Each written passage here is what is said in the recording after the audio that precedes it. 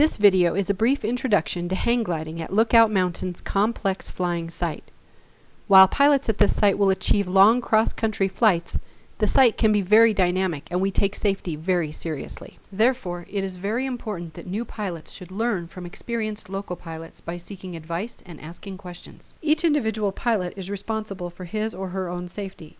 It's up to you to use your best judgment on when and whether to fly. This video is intended as an additional aid to pilots and is not intended to replace local pilot advice or sponsorship. Lookout is an H3/H4 site. Our goal is to make sure all pilots can fly Lookout safely without jeopardizing the pilot or the site. All visiting pilots must be rated H3 or higher, although advanced local H2s may fly at Lookout with a sponsor during the weekdays. All H2 and H3 pilots must be sponsored for their first 10 flights at Lookout. H4s must at least complete a walkthrough of the main LZ with a site sponsor. You must contact sponsors at least 1 to 2 days in advance. A list is on the RMHPA website. Each pilot must complete the following 4 requirements before flying at Lookout. 1. Be a member of RMHPA. 2.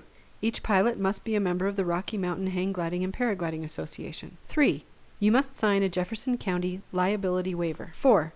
You must have a working 2-meter radio capable of broadcasting and receiving on 158.400 with DCS 23. Lookout Mountain is located in Golden, Colorado.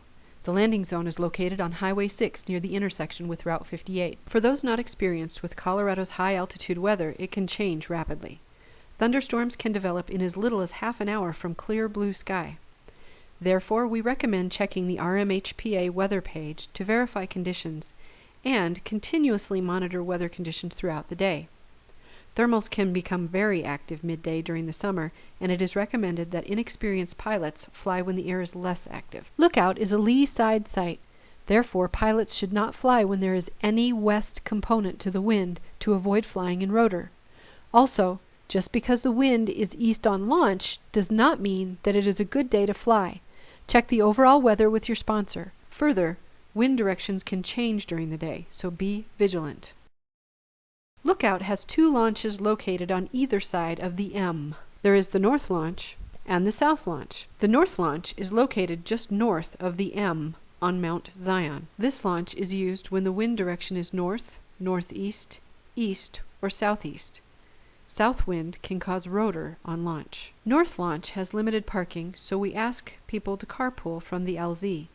There's a fairly steep hike from the parking area to the launch. Paragliders set up on the upper part of the hill towards the M. Hang gliders set up below to the north where there are a few tie downs. There are 4 wind socks for the North Launch. North Point to the north, Treetop to the east in front of launch, the spine to the south, and the top of the mountain. The socks on the north point and the south spine should be used to determine true wind direction. The treetop sock indicates thermals coming through, but is not the best indicator of wind direction. The sock on the top of the mountain shows if the wind is from the west. Do not launch if the wind is coming from the west. When the winds are strong from the north or the south, there is a strong potential for rotors to set up at launch. Always launch into the wind and avoid the temptation of just launching east into the gully, even if the wind does not favor this direction. Hang gliders set up by the tie downs and then walk to the front of the mountain to launch. Winds on launch can be gusty. It is recommended that pilots look west to see what the weather behind the mountain is doing prior to launching. Also, please be courteous to others who wish to launch.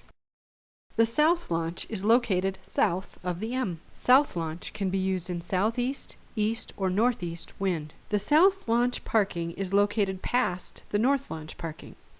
This is also a steep trail to the launch site. There are 2 wind socks and many streamers for the South Launch. 1 sock is on a tree in front of launch. 1 is on top of the mountain. There's also a flag at the top of Buffalo Bill's grave 1/2 mile to the south. This flag is a very good overall indicator of wind in the area. Tandem pilots often launch from the south side. Please help by giving tandems the extra space they need. The South Launch is larger and is not as steep as the North Launch. Some things to keep in mind about the South Launch are: pilots should always check the weather to the west by hiking up the hill. Due north and south winds can cause rotor on launch. And the common lookout saying, nothing good ever happens in a strong south wind.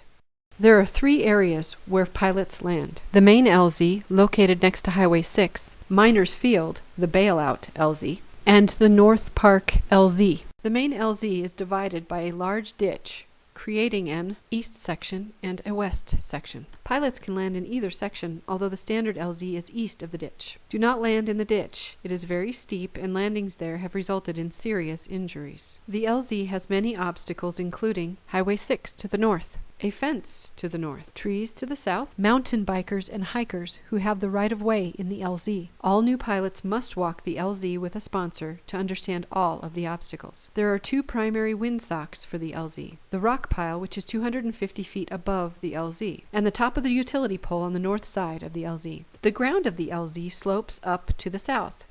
This effectively creates a larger LZ when landing to the southeast, and of course shorter when landing to the north. The primary approach for hang gliders is from the west, landing to the east-southeast, regardless of wind direction. Pilots can use the figure 8 approach or the downwind base and final approach. For the figure 8 approach, pilots set up to the west of the LZ and use figure 8 turns to approach the LZ to the southeast. Stay back near the hillside and do not creep into the LZ. Once the pilot reaches the top of the tree next to the lowest power pole, they should begin final glide into the LZ. For the downwind base and final approach, start by losing altitude over the hill to the southeast of the LZ. At approximately 400 feet above the LZ, turn and fly over Highway 93 to the northwest. Watch your spot in the middle of the LZ and extend or shorten your downwind leg as needed. The base leg is usually rather short, almost a 180-degree turn back into the LZ. If you are too high, add some figure 8s. The secondary approach is useful when there is traffic congestion in the main LZ. The landing area is on the south side of the trees and on the side of a fairly steep hill. Therefore, you should maintain speed, do not do a round out, and a good flare is required. If there is a strong south wind, a wind shadow can set up on the south side. Be prepared to land short on final. In a strong west wind, pilots can land on the west side of the LZ to the southwest. Miners Field is the bailout LZ and is located south of the road to launch. It should only be used if it is absolutely necessary, such as in a strong north or west wind.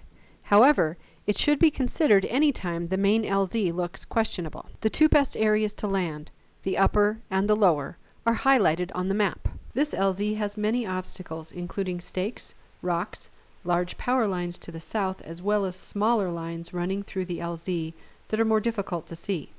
We recommend walking this LZ before landing in it. Use the upper landing area before considering the lower landing area. For the upper landing area, the terrain slopes to the east, so you must land cross-slope to the north. To set up this landing, make figure 8 turns over the east-west ridgeline to the south.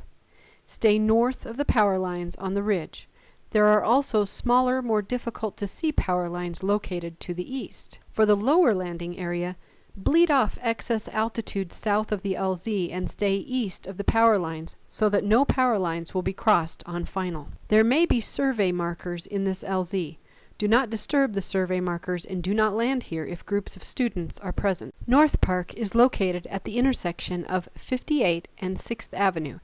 It is a good landing area to choose in a north wind or when the main LZ looks questionable. This LZ slopes up to the north. Figure 8s should be done over the north side of Route 58. A lot of altitude is needed to land in this North Park because it is 35 feet higher than Route 58. It is a technical landing area because there can be a lot of sink when landing in this LZ. This LZ has rocks and uneven terrain. Avoid the footbridge across Route 58. Flying at Lookout can be very challenging. Over the years, pilots have learned a lot about Lookout, sometimes through difficult experiences.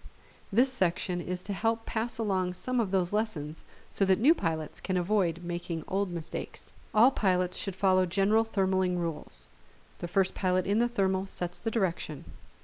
Make sure you are aware of other paragliders, hang gliders, and RC planes. If you are new to Lookout and find yourself at or below the second switchback in the road, then it is best for you to start concentrating on landing rather than looking for another thermal.